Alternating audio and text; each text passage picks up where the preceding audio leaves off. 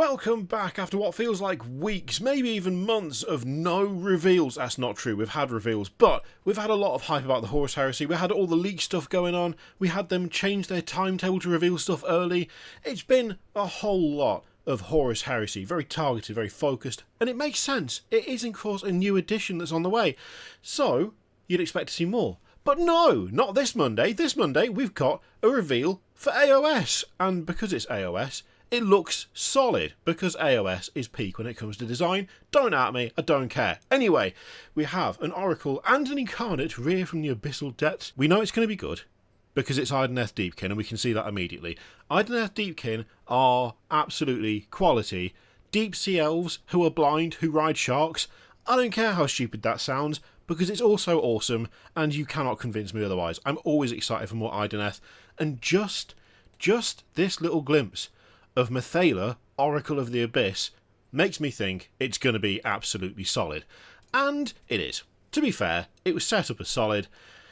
Look at that. It's so ridiculous. Every time I'm like, well, it's Idoneth, it's going to be at least a little bit mad, but I like that. I like the madness. The madness is good. And then I see it and I'm like, that is mad. That is properly mad. So, what the hell? Loving the eels. The eels are fantastic. They are also grim and gross. How many eels are there? Okay, Eel Watch 2025. What have we got? I can see we've got the horrible one with the glowy eyes. But I think that's attached to another eel, or is that just a different... No, that's a different eel. Okay, we've got 2 on the left, and we've got 3 on the right. I think we've got 3 on the right. It's the way that they're all sort of writhing around each other makes it, visually difficult to distinguish which eel is which. That sounds like it should be an album, but I don't know what band would make it. But then again, given that they're using them to lift the character up and give the impression of floating in water, that's actually really great. Yes, there is a bit of I'm not sure what I'm looking at when you get down to the base, but using the bodies of the eels to connect with things like the staff and the cloak, so that Mathaela looks like they're just hovering, unaided, just holding position in water, especially with the way that the headdress has got those ribbons coming off it. That looks properly like they are under the sea. It's a very cool pose, and I think they've achieved it in a super interesting way. It gives it a really nice presence, makes it look very, very intense. Gives it a lot of there's a lot of threatening sort of energy going on here, which works super well. The way that the cloth on the headdress wraps around part of the staff, and the fact that it's all wavy, it works super well. It's so good. That looks fantastic. I do like the fact that the various eels have got very different faces and appearances as well. They could have just done a bunch that looked the same, but no. They've gone for something a little bit different. I mean, one of them's got crab claws. Now I look at it, I hadn't noticed before that one of them is an eel with crab claws. That's oddly alarming. I mean, more alarming than the rest of the eels, which are just, many-toothed nightmares. They all look pretty horrible, but that one with the crab claws is kind of up there as being quite upsetting. Also, is his face being caved in? Or has he just got a super, long tooth on the bottom but none on the top? That's probably based off something real, but I just don't know what it's based off. That thing down the bottom, I'm sure the eel on the bottom right, the sort of yellowy one with the flat face, that is 100%. Is it the blobfish? The picture of that fish that looks all sad when it's out of the water. That just reminds me of that. Probably intentionally so. I do quite like as well that we've got a bit of terrain on the base. We've got a little bit of a pillar. So we have something that on any other model could be used as a tactical rock. But it's not used as a tactical rock on this. And it's one of the few tactical rocks that isn't just a rock, but it's not being used as a tactical rock because he's floating. She's floating, they're floating. I haven't got that far yet, alright? I haven't got that far down the article. Either way. But yeah, the cloth looks fantastic. It really does give that underwater feel. The massive crest on the helmet looks so good, and I really like the enclosed nature of it.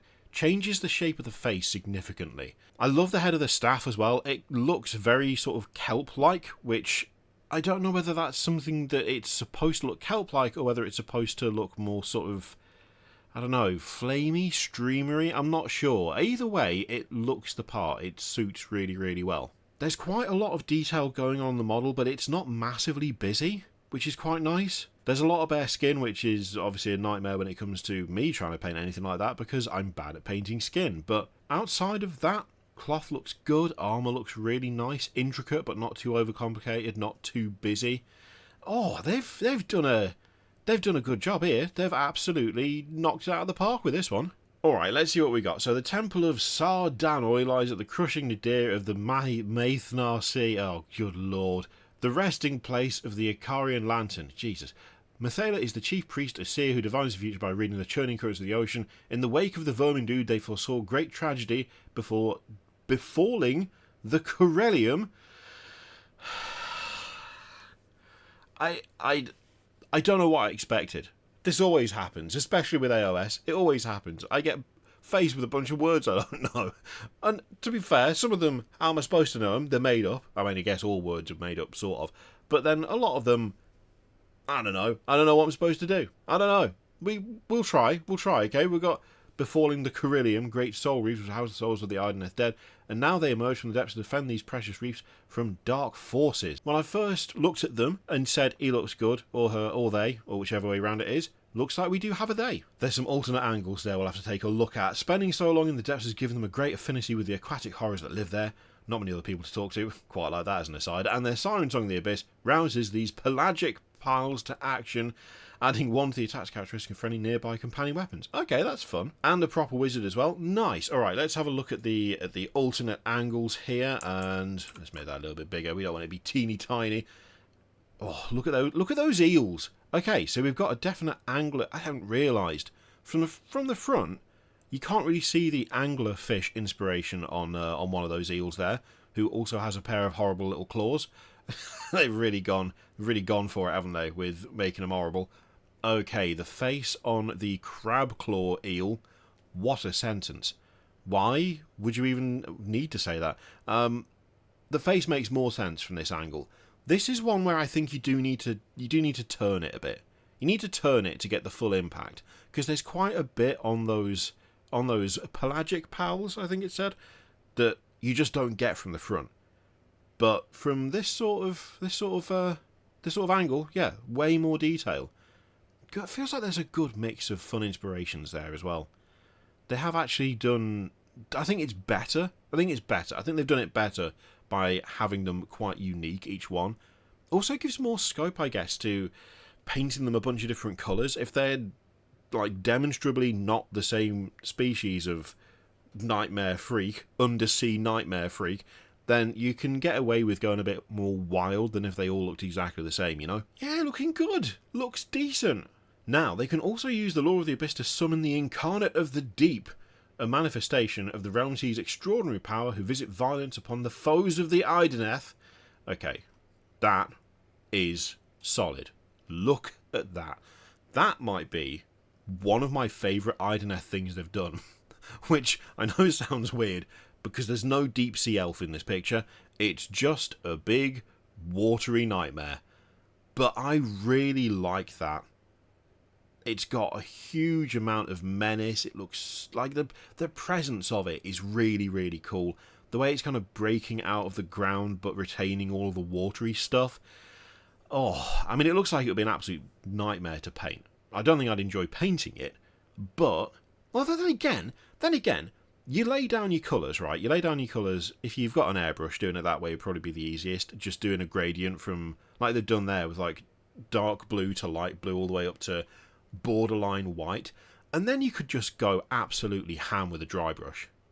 You could go wild with it, and it would look... I think it would look just right. So actually, no, I take that back. I actually think painting this could be quite fun, now that I think about it for more than a second. I sort of looked at the overall chaos of the wooden planks, although I love painting wooden stuff. I already have a recipe that I use for wood. Every time I paint something wooden, it's the same. And rocks, again, super easy. There is a bit more in the way of like little starfish and the barnacles and things, but actually, overall, maybe not that bad after all. You could probably get some really nice results with not a huge amount of like of extreme work on it. Oh, it is good. It just looks so menacing and scary. It reminds me a little bit, only a bit, not a huge amount, but in the Abyss, there's that film from, like, I don't know how old the film is. I don't know, a while ago. The James Cameron film. There's a few little creatures in there that I'm sort of getting that kind of energy from the... It sounds weird to say carapace about what looks like a sentient wave with rock teeth. I don't know. But I'm kind of getting a little bit of that. The tentacles feel very, like, Kraken inspired, but them being made of water is very cool. And looking at the back as well, like, oh, the lad trapped in the net. I say lad, it's not a lad, it's just body. Skeleton. I was going to say, not even corpse. There's not even any skin and flesh left, just a full-on skeleton. That looks rough. That's bad. Getting caught in that and then being, dragged around by some sort of elemental water freak? Oh, what a way to go. I do really like the extra details on this, though. I really want to pick this up now. I actually really want to paint this. I want to use it. Not even necessarily in AOS. This would make a great, like, D&D water elemental. Like a really, really cool one. You could absolutely just overpower it as well. Give it a bit of extra reach. Maybe give it some grapple nonsense. Some ranged grapple. That'd be badass. Oh dear, well, the party's going to have to deal with that one day, aren't they? Sucks to be them. Oh, also there's a pearl in the middle. I didn't notice that before. There's a pearl right in the middle of the thing. That's very fun. So what does this lad do? It can turn its roiling liquid form into a crushing maw and scything waves that can hit for a hefty 3 damage. That's pretty fun. It's especially effective at tearing down edifices with anti-faction terrain, +1 rend, and it's got grasping tendrils. Ooh, okay. Yeah, that's quite a fun unit, that. I like that. I mean, that's pretty much a double whammy. Mathaela looks awesome. They look absolutely fantastic. Love it. And big horrible water monster with tentacles. I mean, you just can't go wrong with that. You just can't go wrong. Idoneth Deepkin once again providing excellent miniatures for what is, frankly, an insane faction, and it shouldn't really work, but for some reason it does. I mean, 10 out of 10. Love it. Fantastic. Let me know what you think of those two in the comments down below. In the meantime, feel free to click all of the things. There's loads of stuff coming this week, so keep your eyes peeled. Thank you very much for watching, and I'll see you for the next one.